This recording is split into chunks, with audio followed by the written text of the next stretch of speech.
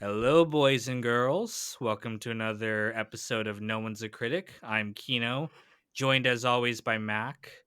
I wanted to start these off with more interesting questions and how are you doing, but I don't have one off the top of my head. Do you have anything interesting to start the podcast off with? Absolutely not. I just got off work. I got food. I got a cigar, and What do you, that what, is oh, all I what need. kind of cigars do you smoke?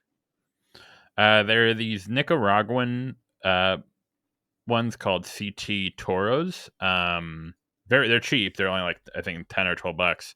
But they're nice. They're very nice. I maybe eventually I'll try to upgrade to something more quote unquote fancy, but I kind of feel like it's almost the same with whiskey, where like I'm a big fan of Scotch, and it's something where it's like once you get up to about like I would say like $100 a bottle, um, you're not really getting any more for your buck, at least in my opinion. It's just more of like a you feel cool about yourself, like ooh, I'm drinking a $300 bottle of scotch, and it's like that seems stupid to me, but okay. No, I think mid range of whiskey is usually the best for me. And cigars, I love smoking cigars too.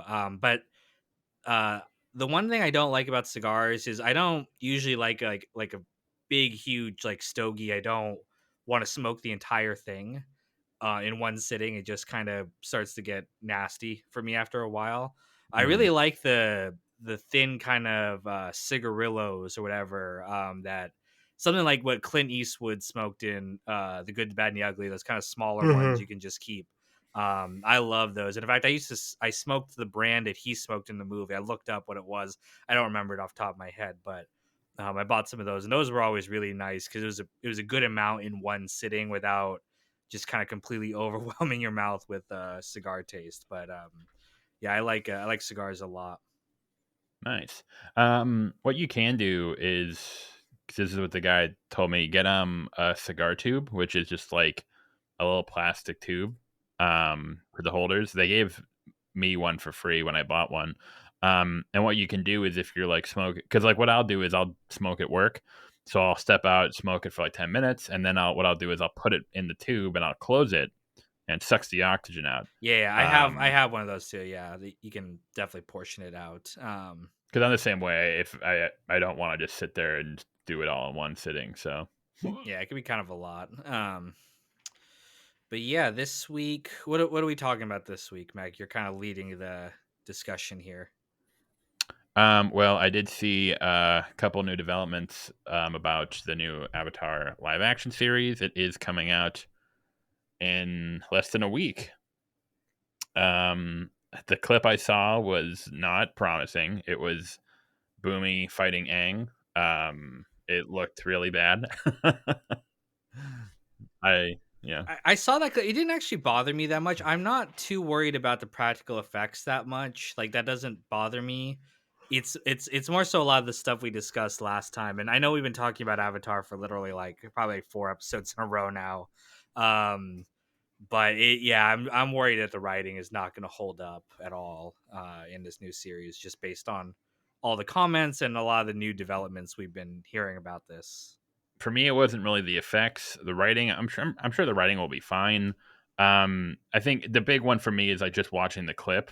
What we went over was the issue of trying to communicate anime, humor or anime, just anime action, anime what anything to live action. It's very similar to I don't know if you and I have ever talked about it, but me and my girlfriend after we saw Dear Evan Hansen, because me and my girlfriend we've seen a number of like movie musicals that have been adapted from stage shows, and it's very telling when you can tell that the creators of the films didn't really pay mind to adapting the stage show for the screen. They just kind of like shot the stage show on film, and it's like no stage shows, musicals on or a play on stage.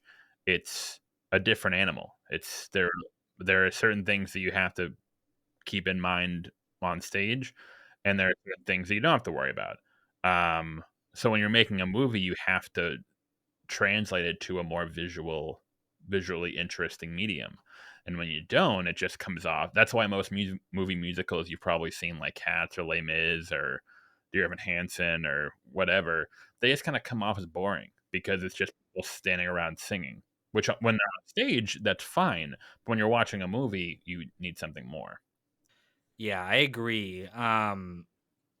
Music musicals and plays in general, I think, in some ways they're a lot more limited than movies because you can only view it from one angle. They have to kind of project their voice in a certain way so the audience hears it. But again, I think a lot of times those limitations breed creativity in a way that the when you have access to everything in film, you don't have to rely on that as much, and people kind of get lazy. And that is one of the worries going into the new Avatar is that because they're not having to animate stuff themselves, they're not having to think as critically about like what is this action conveying, what kind of tone is it creating, and is that going to clash with the original design? And I kind of think it will. I'm not having high hopes for it the more and more it goes on. And I know we just you brought this up earlier. We just found out that the length of the episodes is going to be kind of varied, right? Yeah, so basically someone posted the, to my understanding at least, the lengths of the 8 episodes of the Atla live action show. Here we are. So it's episode 1 is an hour long, 61 minutes. Episode 2 is 48 minutes, 52 minutes, 55, 50, 56, 44, 55. So they're roughly around like 45 to 55 minutes on average. Some are longer, some are shorter. Um, and so it's interesting that we've talked about True Detective on um, the pod before the newest season, um, and the newest season shook things up by only making it 6 episodes, as opposed to the previous 3 seasons, which were 8. Now, some people were kind of a little bit you know turned off by that, but personally, I am all for that. Because I don't think there are a lot of shows that I've seen where they were like 8 or 10 episodes, where I was watching it and I'm like, if this were like 5 episodes, it would be a million times better.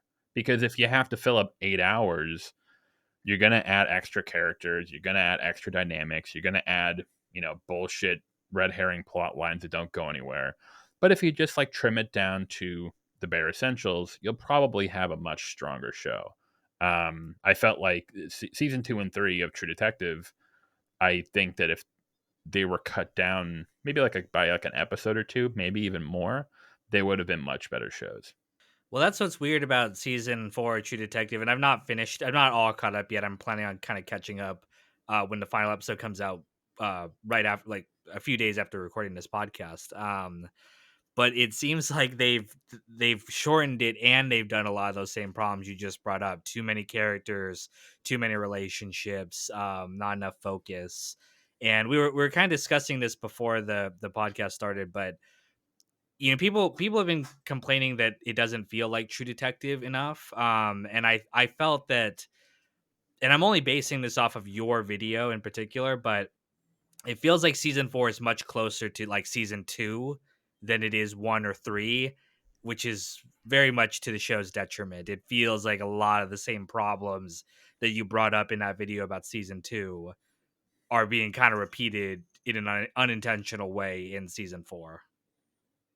Oh, absolutely. Too many characters, a lot of setup, setup, setup, very little payoff, and then everything. Like with season 4, it looks like, not to, I won't spoil anything, but basically, um, it really seems like, at this point, the basically nothing happens for like the first 4.5 episodes.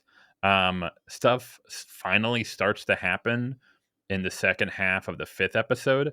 And I presume the last episode is going to be, it might actually be pretty awesome if it kind of wraps everything up. But uh, it's the fact that you had to wait 5 hours of kind of just waiting through a bunch of kind of like silly plots and very poor pacing and very characters doing a bunch of like weird stuff you're not sure why they're doing. It's just it.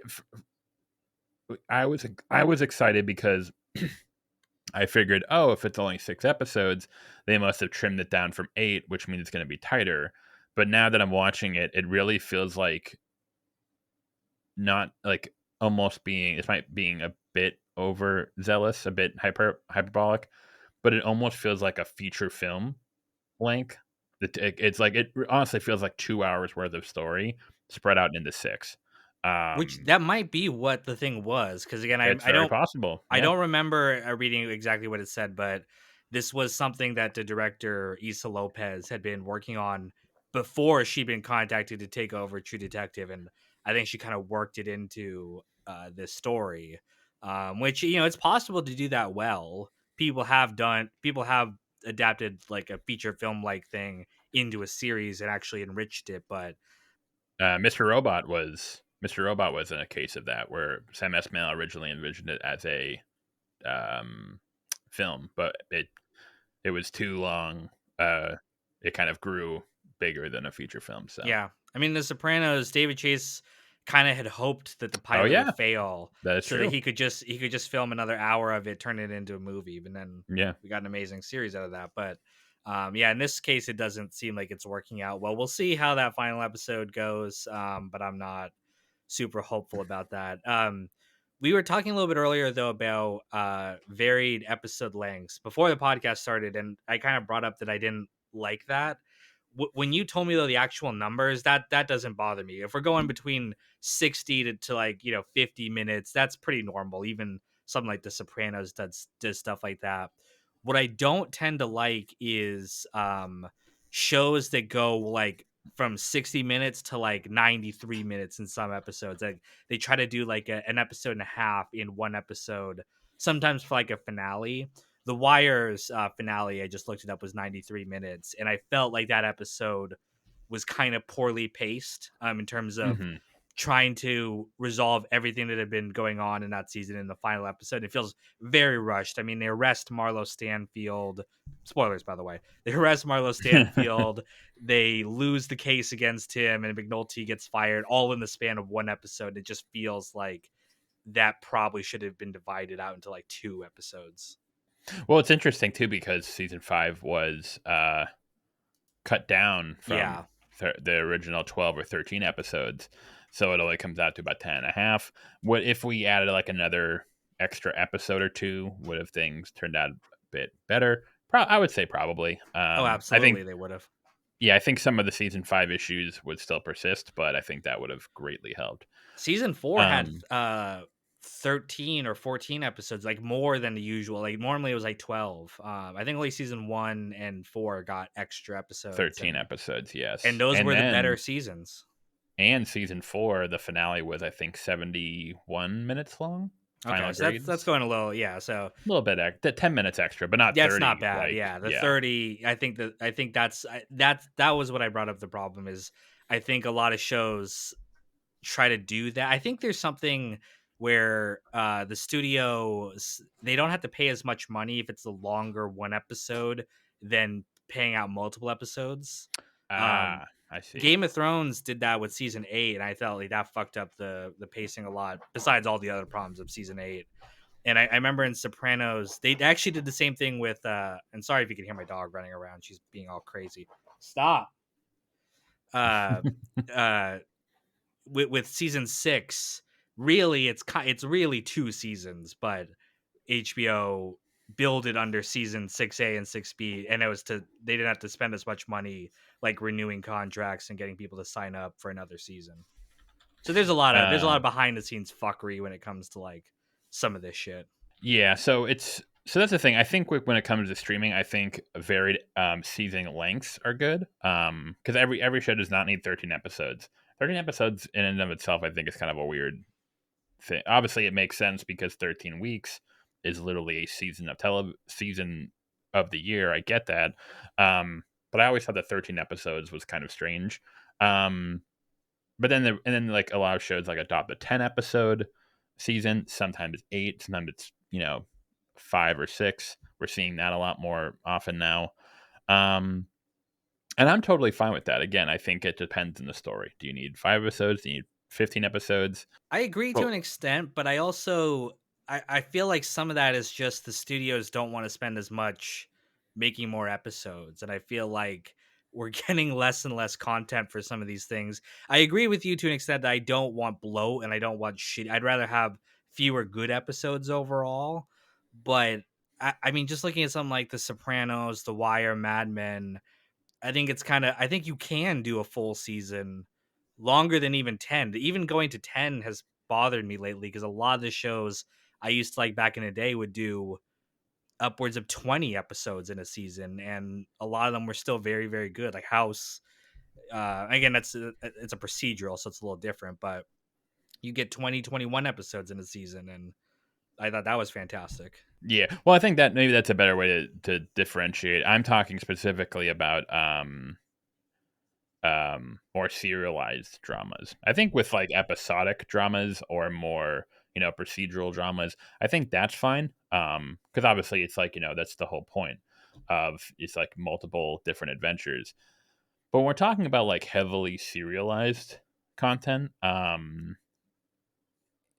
usually it's like padding can be very deadly. Because again, with more serialized shows, you're talking about, and not even something like The Sopranos, because The Sopranos is as Sopranos is not serialized. heavily serialized Well, I mean, I would say it. I mean, for the time it was, but I mean, for the it time, but still is. But it still is pretty episodic. But compared to something like, if we're talking like True Detective or something, yeah. that's a show where it's basically like a long movie in Yeah, but in I mean, many so is something respects. like Breaking Bad. Breaking Bad is heavily serialized, and they could do a full season of the show, not counting season one that ended due to the writer's strike. But I feel like it's something like True Detective.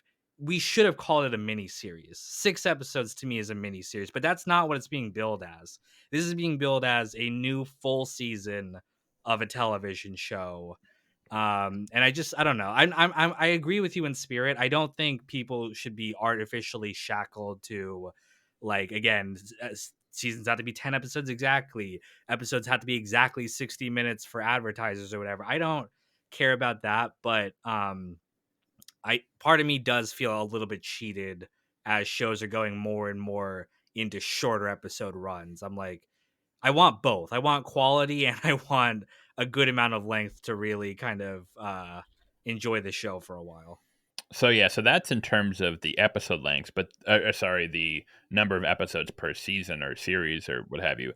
Um, but then the question is, because this was a comment on Twitter that I saw, where on top of that, in let's say like a 10 episode um, season, the episodes, because of streaming, because they're not beholden to time slots, they can be as long as or as short as they want. Probably, and like for like when we were talking about the Avatar live action ones, they're pretty generally the same. 44 minutes to 55 minutes. I think that's fine. That's more of like, it's varies a little bit. Um, do we need extra 5 minutes to finish up this little thing? That's fine. I think that's actually good. You could argue that like, well, the time restrictions kind of led to more, very similar to like budget restrictions. Did it kind of lead to more creativity because you had to tell the story in this exact amount of time? Maybe to some extent, but I think again, it's sort of all general. Again, it's not like one episode is 30 minutes, another one's 8 hours long. They're all generally the same length. However, it's funny that you mentioned that because in my experience, most shows that do vary episode lengths, most of them are, around that. Like they'll be like 35 minutes or 45 minutes or 40 minutes. And then sometimes it'll like for the finale, it'll be an hour.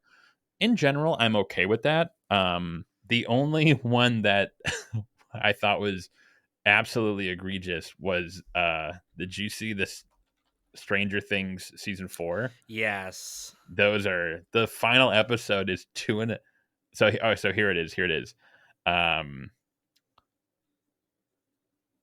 let's see. Where are they?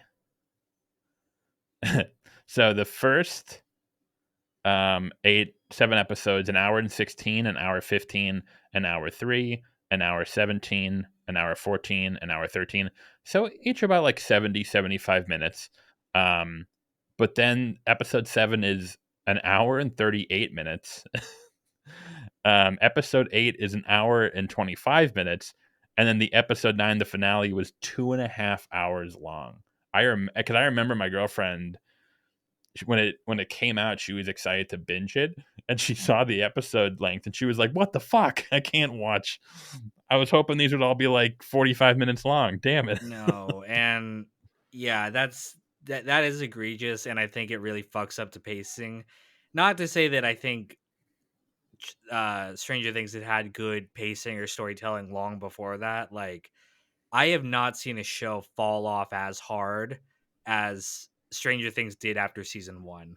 I think season 1 is a very good season. I think it's a quirky, pseudo horror-esque show that did a lot of things really well. And man, oh man, did it have nothing to say after that first season. Like, it fell off so goddamn hard, became essentially a parody of itself. And man, there's not words to describe how much I hate the later seasons of Stranger Things. Yeah, I kind of watched it passively. My girlfriend is into it. I would watch it in the background. Um, but that's kind of what I got. Is like when season 1 came out, I think I saw season 1 in its entirety way back when. It didn't really kind of hit for me. I was like, "Oh, this is enjoyable. I'll enjoy it." Um, but yeah, I remember thinking it's like, "Okay, this is fun." But yeah, when they kept going with it, and obviously it was like such a huge hit for Netflix, they kind of, they were almost like obliged to. Um, and then it just kept going and going, and then even by season, I think for most people, season 2 was like, even most fans agreed, like, we didn't really need it, but it's kind of fun to, still have more of it. But by season 3, I think even fans were like, "What are we doing here? That What's scene in the going on?" mall where they're fighting the monster with fireworks, I'm just like, what the fuck happened to this show? Like, this there were moments in season 1 that were not like scary, but were genuinely tense, and you were like, I'm worried about what's going on, and that falls completely out of the window. It becomes all about cramming as many 80s references as we can into this thing. Like, hey guys, wasn't the 80s totally cool? Wasn't Dungeons and Dragons so fucking cool? Like, oh my god, I hate Stranger Things so much. Well, like you said, Man. it becomes a parody of itself. It's about, Exactly. it's like, oh, what's it called? Flanderization.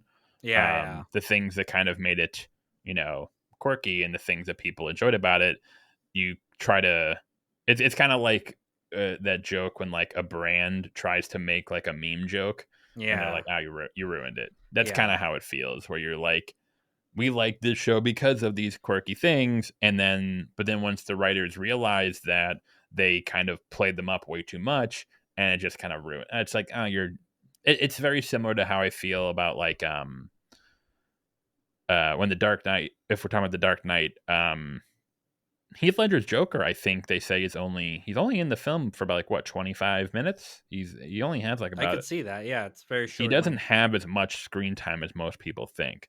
Yeah. And it works because they're not overusing him. If they used him too much, it would Yeah. be bad.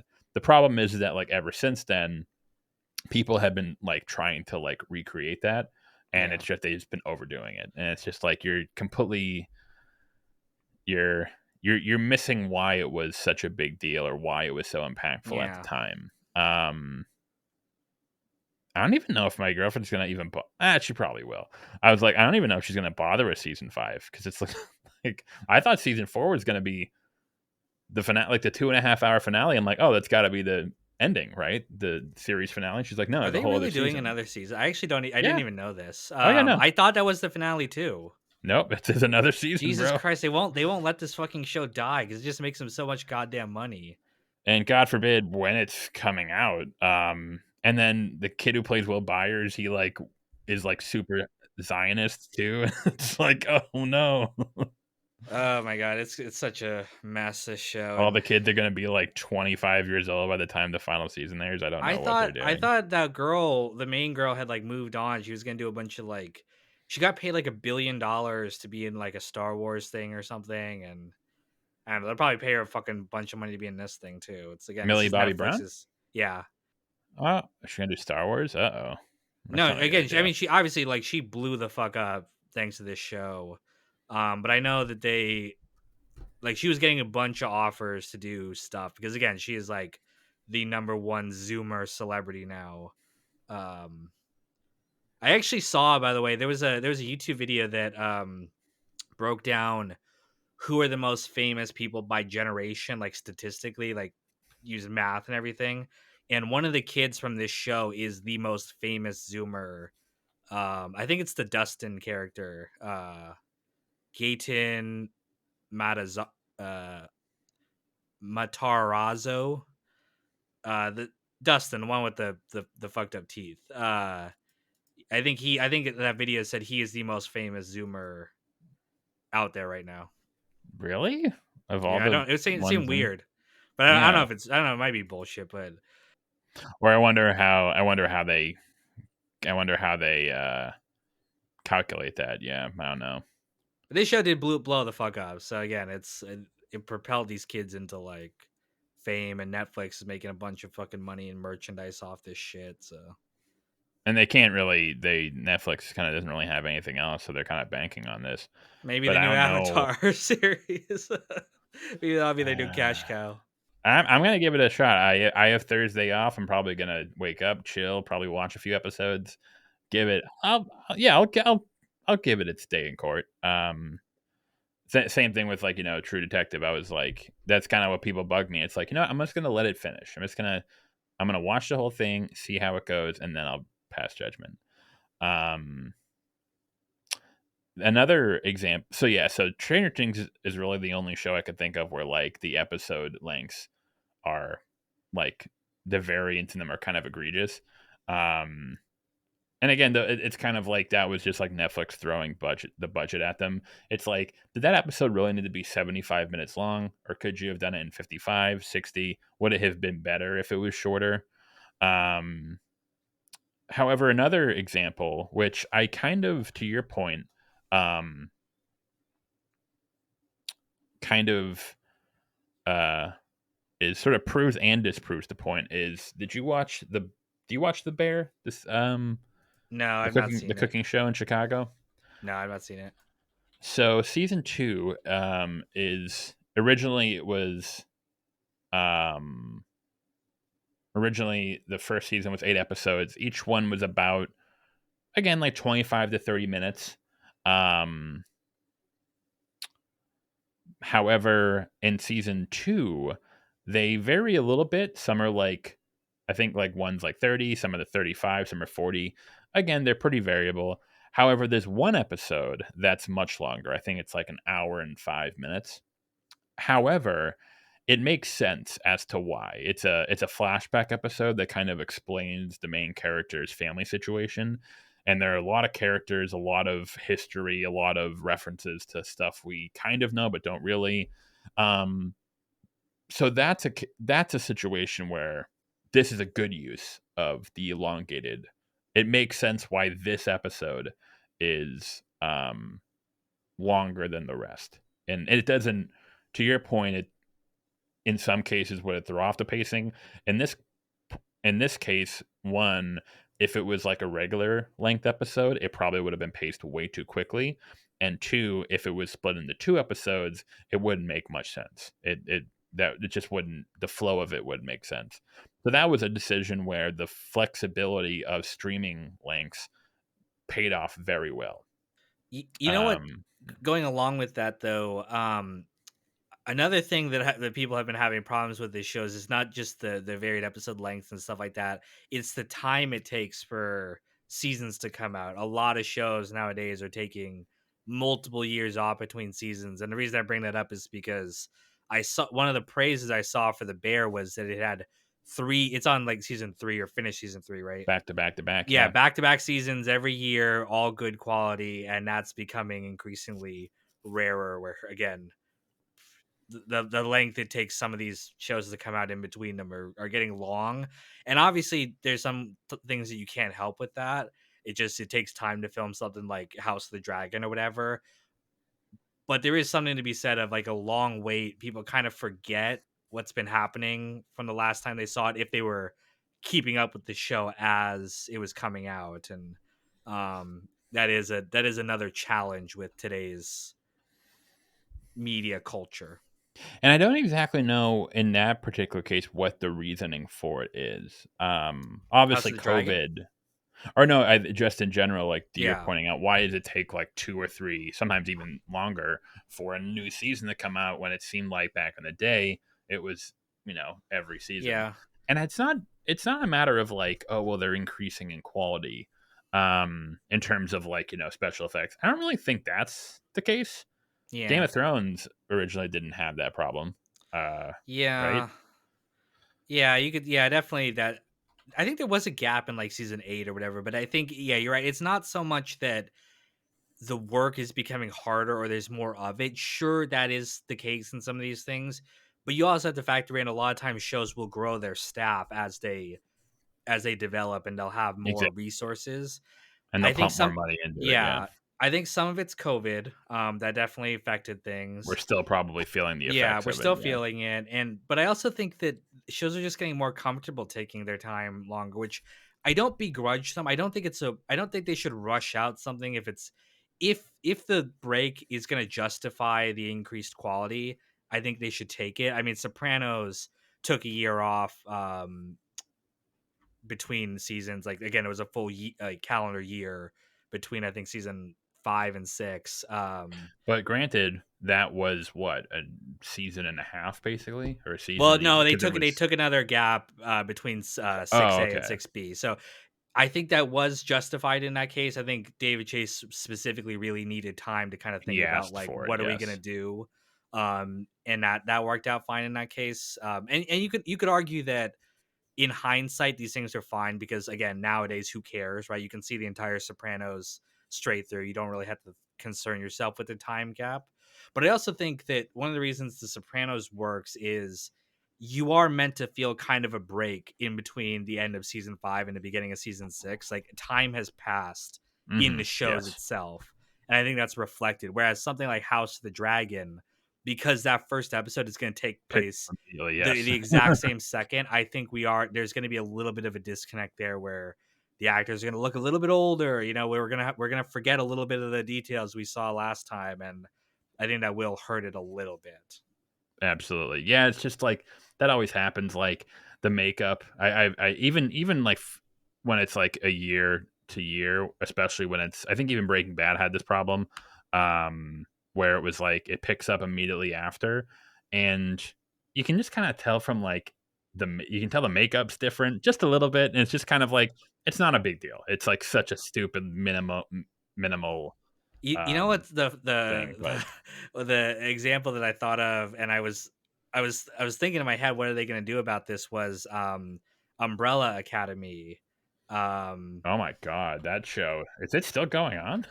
I don't know if it's still go. I think so actually, but I don't know when the next season. Again, a long break between seasons. I don't know if it got canceled or not. I actually don't know, but at the end of season 2, they're in a situation, and season 3 picks up immediately during that same situation, and Elliot Page had obviously transitioned between the ending of season 2 and the beginning of season 3, and uh, they had to put the character in makeup and a wig and stuff to continue off because it picks up that very second at the end of season 2.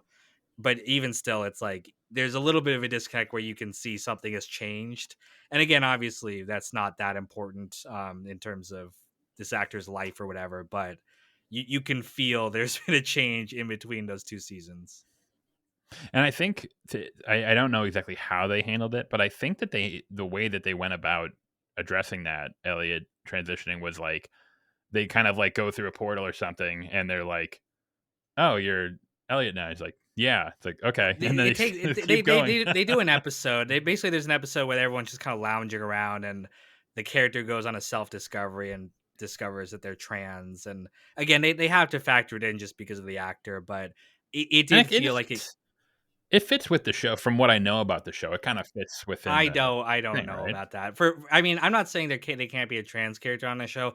There's a lot of like LGBTQ stuff in that show, but I don't know. This felt for that specific character, it felt like kind of coming out of it didn't. I don't know. In season 1, she's attracted to this guy. In season 2, she's a lesbian. In season 3, it's kind of all over the place for me. And again, I understand it's the actor in real life. I don't care. That's not it's not there are a lot of issues with Umbrella Academy. That's not really a huge one of them.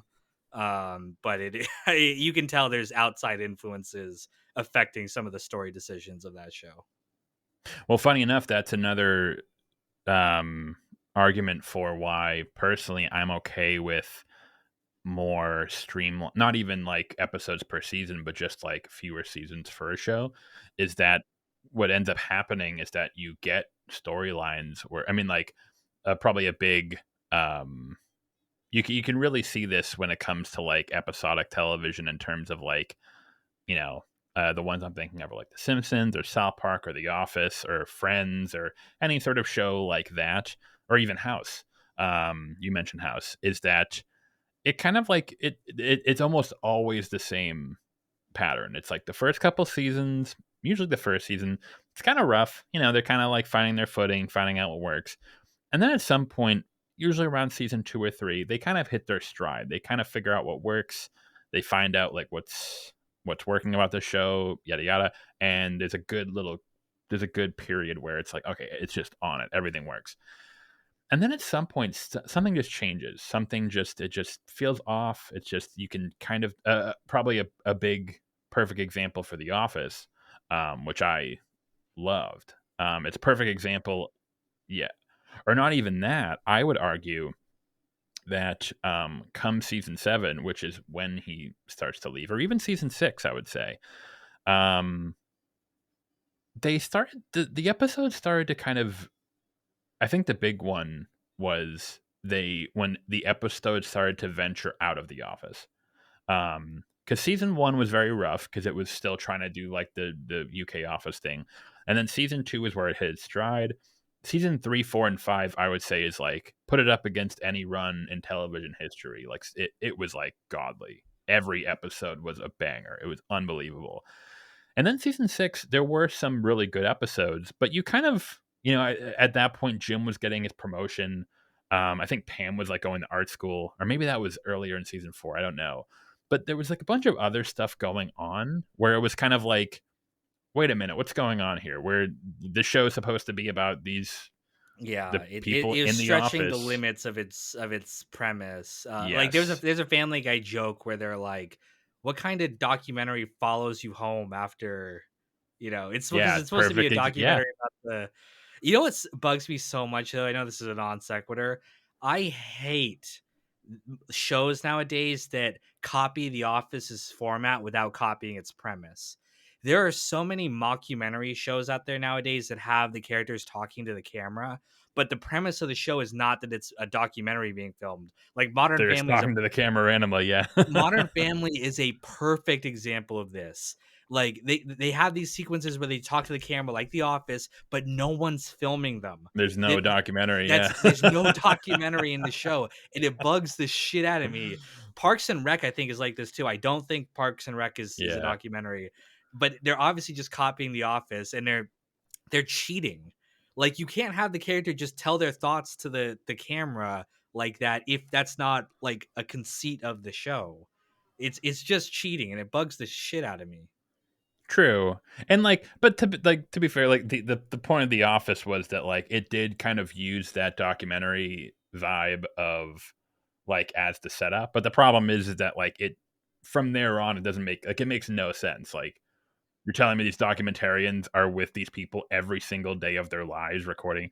And it's like, but of course we're like, you know, it's not that They big of a would poke deal. fun at It's that too. I remember isn't at when Steve Carell leaves or whatever, doesn't isn't his last line like, "Hey, are you guys ever going to tell me when this documentary?" Like they almost poke fun at the fact that and he takes off his yeah, his mic, mic. Yeah. which is yeah. And then It like in is season 8 or 9, there's like a weird there's a weird subplot where like Pam and one Oh, of the and the camera camera guys. It was guy. Yeah, yeah. really weird. And then at the end, in the finale, they kind of wrap it back around Yeah. to it. The documentary's been released. So on one hand, I'm like, I do appreciate that they did give it some sort of in-universe Yeah. um, reasoning. Although it every from then on there, it kind of exists in this sort of like uh, what's the word I'm looking for? This sort of like un semi-realistic realm where they're like, obviously, Yeah. like this isn't super realistic that the documentarians are following them home and stuff, Yeah. but it's just a device of the show. Yeah. Um, whereas in like so for your point, like Parks and Rec or the Modern Family, they don't even bother with that. They're not Yeah. even going to try to work it into the plot. Which I'm like, I don't know. On one hand, I'm like, should they have at least given some level of like, even if it was like completely bullshit, should they have given, oh, I hired someone to chronicle our lives for home movies or something, and like I don't know, but I don't know. I don't know. I agree with you. I don't think that a show should go on more than 6 or 7 seasons. I think that is the limit of quality you can get out of television. Especially for like serialized drama, that seems to be where if you look at like Mad Men, The Wire, Breaking Bad, Better Call Saul, Sopranos, almost The Shield, right around 5, 6, 7 thereabouts. Yeah, Even something like comedy, I don't know if you can really like I mean, It's Always Sunny I think had like maybe 10 good seasons of like really good, and it's a 30-minute sitcom, so it's a little bit different, but even like later episodes of Always Sunny don't feel like the same thing. They just kind of run out of steam, they run out of energy. And I don't think that you can realistically go on forever doing this. The one exception might be something like South Park, which we should probably do an episode on South Park one day, but uh that's been going on for a long time, and obviously it has its down seasons, it has its bad episodes, but it's been pretty consistently good for 20 plus years now. well, I mean, like I would say it's again, it kind of is like the Office. It's very similar to The Office for me, where rewatching them, the episodes after in like season 6, 7, even 8 or 9 after Steve Carell left, they're not like super bad. They're not like awful. It's not like the show like completely fell off. There was like a lot of weird shit. Like I mentioned, the whole Pam arc with the camera dude was Yeah. kind of really weird. But like, no, it was still there. They still had enough talent to carry it. But that run from season 3 to season 5 Yeah. was like godly. Yeah. And I think for South Park, I think um that is The Simpsons the same, where the first couple seasons in both Yeah. shows kind of were like rough. And then I think it was season 4 for The 4. Simpsons, and I think season 5 for South Park. 4 or 5 Something for just South Park, yeah. something just clicked, and it was South Park particularly had a godly 5-year run. Season For 5, 6, 7, 8, or 9 were on every Oh, yeah. episode almost was a classic. All the way to 10. 10 is a really good season too. I think you're right. 10 is, and same with The Simpsons. Right around season 10 is where they say it kind of starts to decline. And again, what happened after for South Park seasons 10 through 20 or wherever we're on now, it's not necessarily bad, but it just never hit that magic and never hit that stride. No, I think yeah, you're right. Obviously, everyone knows about the Simpsons fall off. Even the Simpsons creators have said that the show's kind of fallen off. Although I've heard some people say that some of the newer episodes have been kind of getting good again. I've not kept up with Simpsons in It's decades. more I think it's more about like consistency. Like it's there still are good episodes here and there, but it's not like when every single episode was a banger. We Let's talk about South Park though in a future episode because I would Okay. like to dissect the show. Because I think that obviously, even though a lot of the newer seasons might not be as good as the classic ones, in some ways they've kind of discovered a new voice in a way. They've kind of adapted and changed. And I don't know if it's better, but it's different in a way that doesn't feel like it's just like a worse version of older episodes, kind of like The Simpsons. It feels like they tried new stuff and it hasn't always worked, but I've always been fascinated by new seasons of South Park. I've always been like, even if I don't enjoy this, I appreciate what you're trying to do here. Although I will admit there are definitely bad episodes. Where I'm like I'm not into this at all. Well, it's funny because, looking back, and we won't go fully into it, but just to kind of like put a lid on it, it's interesting when I look back at South Park. A lot of people always talk about South Park, even from its inception, as if it was like this like very bluntly political show. It was all almost akin to like, not exactly, but almost akin to like SNL, where every episode would like they would be very topical on politics. But you're right. When I look back at like the old South Park, like seasons 1 through 10, there wasn't really that much of that. It kind of did a little bit. They would, they did an episode on the Catholic abuse scandal, but it wasn't like super.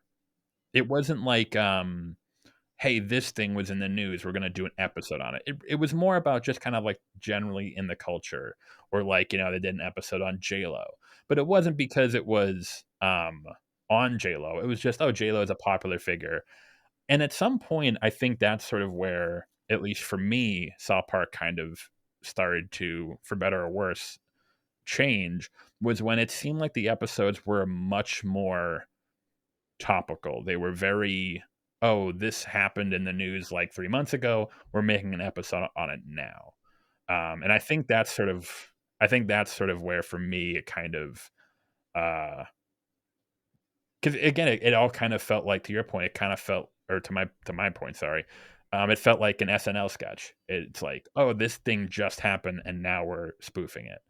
That's where I think South Park is the weakest when it's only focused on the topical news story.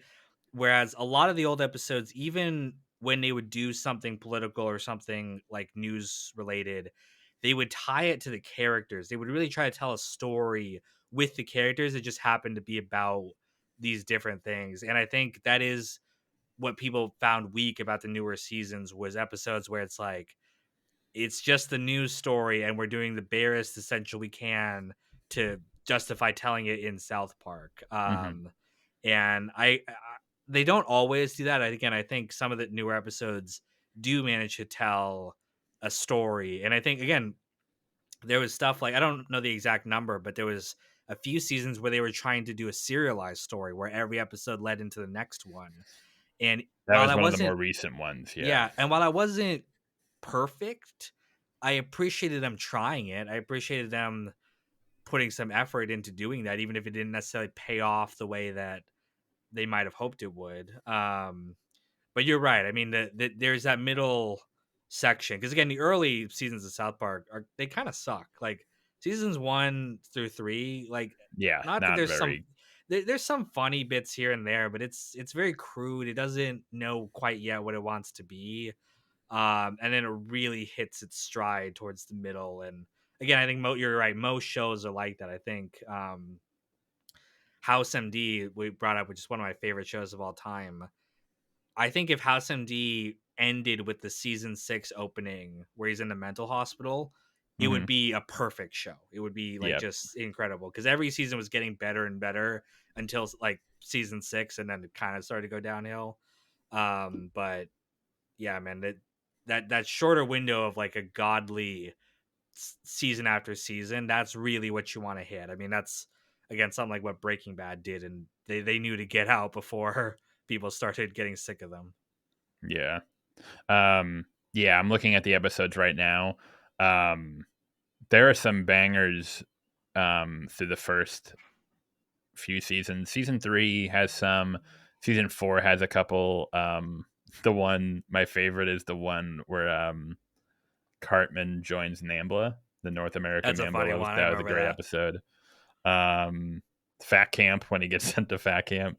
But season 5, uh, just I'm looking. I can't. It's like like if you were to tell me this was like a greatest hits collection, I would believe Yeah, you. It's like yeah. unbelievable. And then season 6, oh my god, season 7 actually I'm looking at. Holy shit. Wow. Season 8, the one where they play ninja, where they get the ninja That's a weapons, the great one one. where Jimmy takes steroids, the one where the Jeffersons episode, Yeah. uh, the Passion of the Jew, where they go see Passion of the Christ. Like every single episode is a banger. We will do an episode about South Park We'll because have to. I mean it's an institution at this point. I mean, it's like again like SNL, but actually good. Like I don't. Yeah.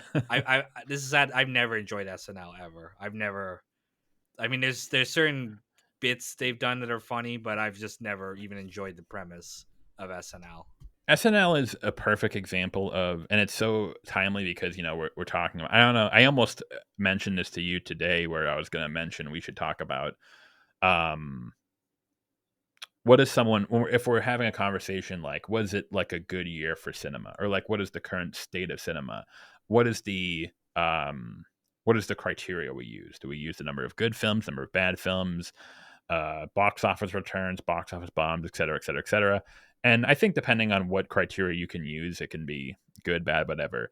um but one of the most annoying things I hear people say all the time is this crap about, like, whether it's like film today or whether it particularly SNL, because I hear this a lot, is, oh man, SNL really fell off, man. It used to be good and now it's bad. And it's like, I don't think that's true. I think what's happening is that you remember, because like when I was a kid, I obviously I didn't like watch SNL through the 90s.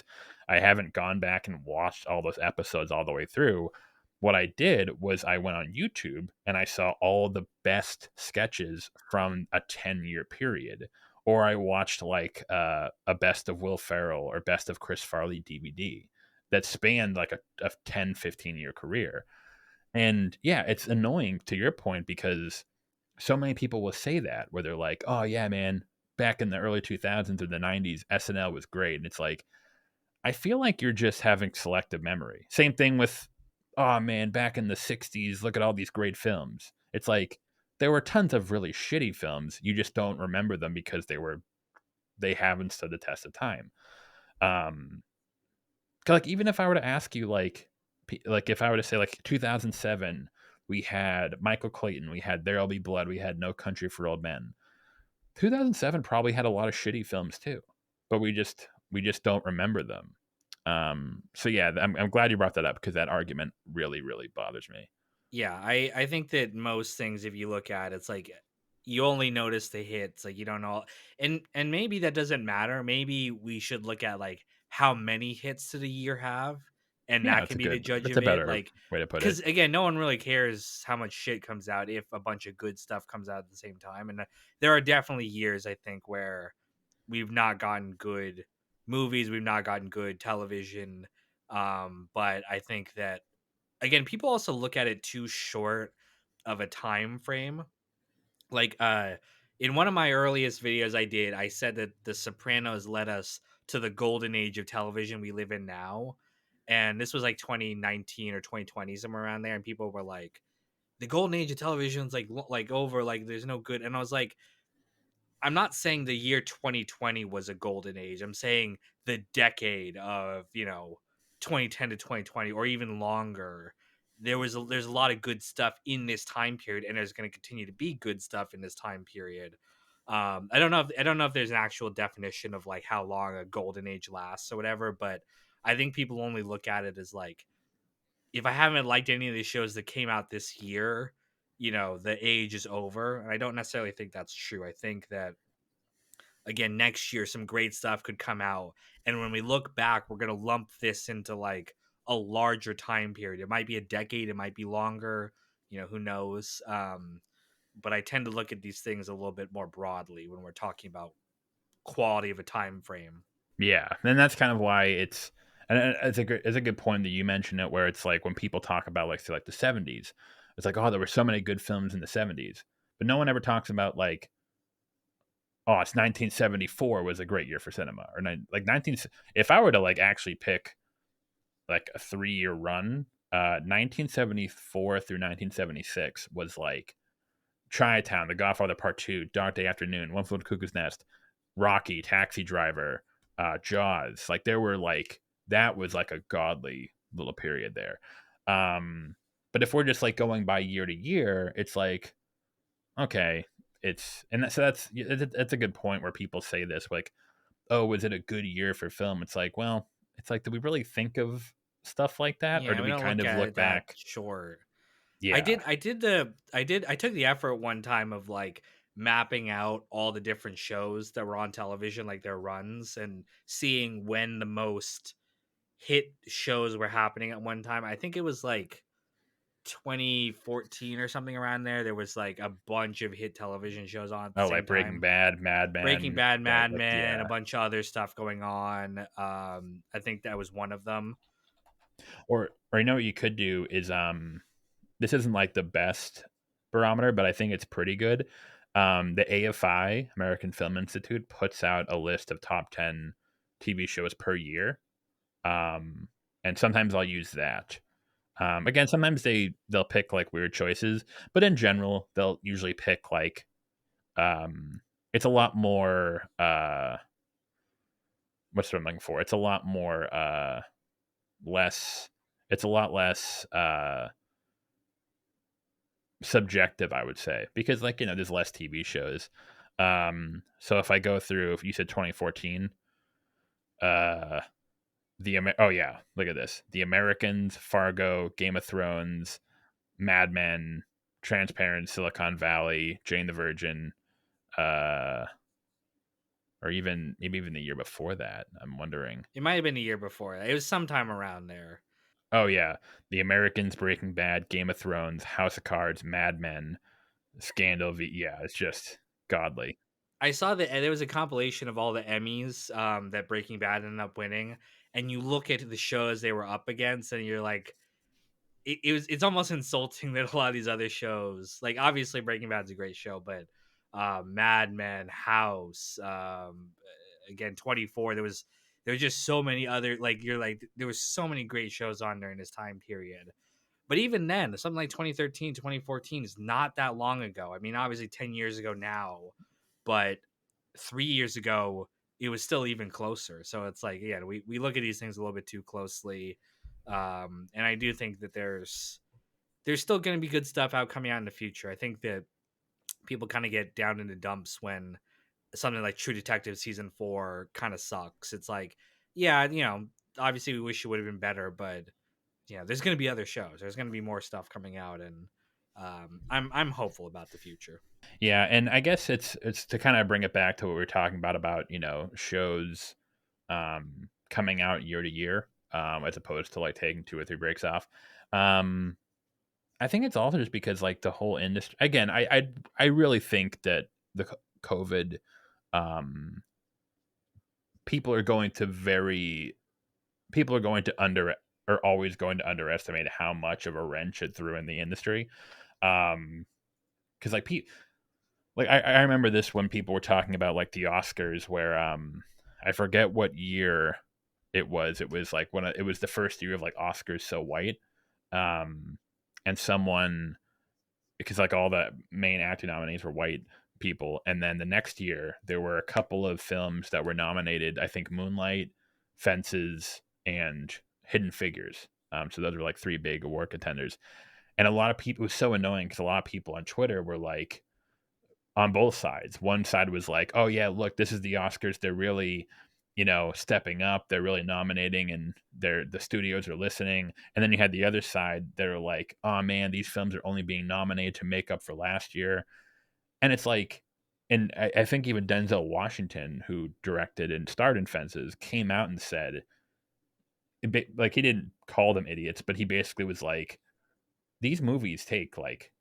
I've been developing this project for like 7 years. It's like the idea that like, oh yeah, man, the studios saw what happened in February of of 2014 or whatever, and then like 8 months later they made a movie. It's like that's not how any of this works, dude.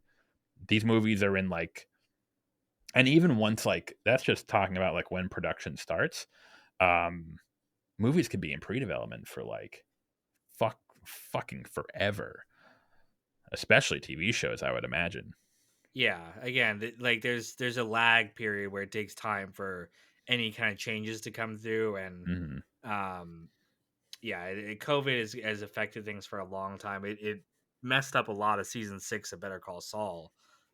I fully admit, even though I'm like one of the biggest critics of Better Call Saul's final season, I will give them credit for making as good of a show as they did with the limitations of COVID and how it affected production and how they could film people, how many people they could have in a scene together. And it is sad that they didn't win any Emmys. I feel like they should have gotten at least one for their entire run, because it is up there with the best shows in television, absolutely on the same level as Breaking Bad and The Sopranos and Mad Men, and to not get it is obviously a big disappointment. Are you on team Better Call Saul better than Breaking Bad? I forget. No, no, not at No, all. But no, you're not. Okay. I appreciate the show. I Okay. acknowledge the show as great, and it's up there. But no, No. not for me. People It's hate me a for my Better Call Saul opinions. They absolutely hate me. no. I've heard your Better Call Saul. I agree with them. Um, yeah, and then it's the then the argument is like, you know, when we're talking about like greatness, that's also another strange. I think Breaking Bad's got to be remembered as a greater show than Better Call Saul in terms of its influence. Um, or even people talk about this with the Godfather Part 1 and Godfather Part 2, with a lot of people saying well, the Godfather Part 1 is the greater film in terms of influence, in terms of, its influence on the industry. Many would rank Part 2 above Part 1. I actually don't agree with that. I think Part I 2 would rank is part one above part two, but maybe I'm I would just like I'm the same way. I actually don't know, and that's not to say that Part 2 is a bad no, film it's by any great. means. It's great film. But when people do say Part 2 is better than Part 1, and not even just for I'm not a big fan of the flashback sequences to young Vito. I think they really throw the pacing off. Um, they're just like too long. Each one is like way too long. It's just I wish you like make a prequel film. That it would have been great. But but no, part 2 is still excellent, but part 1 I think is just I don't even I'll have to watch the video essays. Maybe people can enlighten me, but I don't. Part 1 I think is a We can talk masterpiece. about we should talk about Godfather in one of these episodes, but I didn't felt like the Vito scenes paid off in a meaningful way. Not Like really. it culminates in his killing of I forget the name, but the boss of the neighborhood or whatever, and that's the turning point where he steps up and becomes the Dawn, and becomes the man we know. But I felt like it, it didn't culminate in a way for me that justified all the scenes. Like I felt like the climax should have paid off into something a little bit larger than what we actually got. But I mean, obviously, like episode or part two is still a fantastic film. Um, Yeah. part Well, it's three, that's a whole different story. But whole other story, yeah. Well, to your point, it's like with the flashbacks, it's like, oh, well, it's supposed to show Vito's rise as they show Michael's Michael's downfall. fall, yeah, And it's like, I get that, but like he should it have risen just didn't. higher. Yeah, that's a good point too. It did it go far enough? Maybe they should have showed him going to New York and Yeah, um starting the rising in five the ranks families or there. whatever. Yeah, yeah. So, Yeah. But but yeah, I don't know. it felt like this could have been like a really cool prequel film, but adding it into um the the rest of part 2, I don't really understand the logic behind It's it. again, we should do this in its own episode because we're obviously hit our hour here. But it's also kind of like De Niro's great. Don't get me wrong, but it's hard to stand in the shadow of Brando in that film, especially since Brando's absence from the final scene is almost more powerful than the stuff that De Niro was doing in the flashbacks. Like the fact that he Correct. wasn't there, but you could still feel his presence. Again, Brando just casts such a shadow over the Godfather franchise that I think it's hard to live up to that. I agree. And sorry, just before we part, I know that the only reason that Brando is not present in the final scene of The Godfather Part 2, which he was scripted to be Yeah, and he was supposed to have, I yeah, think, and the only reason he didn't was because of some bullshit with, yeah. I think he He's a didn't want to, diva. or like he's a Yeah, he's a diva. diva. Yeah, I think that final shot of when the whole family stands up and they go to greet him and Michael just sits Is there and alone. he's never on screen It's perfect. is it's like a miracle that it is, It's because I've read the script of the final scene yeah, between them, and it wasn't bad, but it just kind of was like it felt so obligatory. yeah. That No, scene where he's just at the table was brilliant. it's one of those happy little accidents that just made the ending of that film. I will say, I think the final shot of that film is better than the final end of part one. I feel Just because that. it's so perfect. But Yeah. anyway, we'll talk about that in the future. So talk about South Park. We've got a lot more episodes coming up. But thank you all for listening, and stay tuned for the next episode coming soon. Take care, y'all.